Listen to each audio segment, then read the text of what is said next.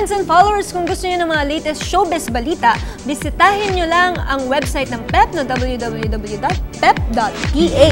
Siguradong hindi kayo mahuhuli, pero speaking of hindi mahuhuli, may mga bagong gadget naman daw na lumabas ngayon. Talaga? Let's check it out. Kung ano yan, ito ang Techipedia!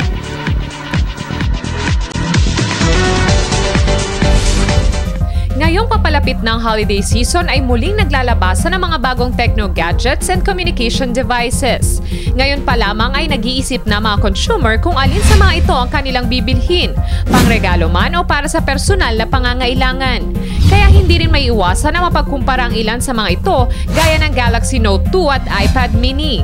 Ang Galaxy Note 2 ay nirelease sa merkado ng Pilipinas nitong October ng taong kasalukuyan. Samantalang ang iPad Mini naman ay available pa lamang sa Tecno stores online.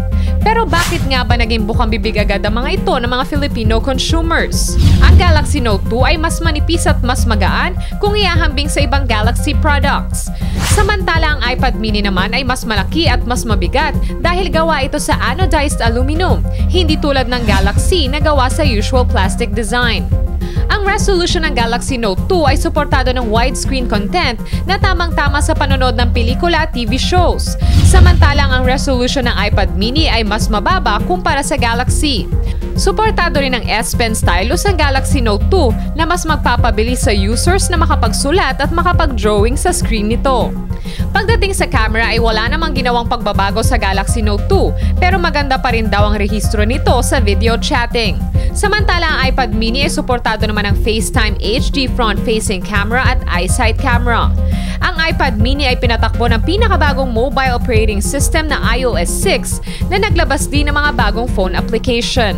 Samantala ang Galaxy Note 2 ay pinapatakbo naman ng Android 4.1 Jelly Bean, isa rin sa mga bagong operating system na mayroong split-screen multitasking mode. Ibig sabihin maaaring magbukas ng dalawang application on-screen at once. Sa anumang pagkukumparang ito, nasa tao pa rin ang pagdedesisyon kung alin ang mas tatangkilikin na mas naayon sa kanilang pangangailangan.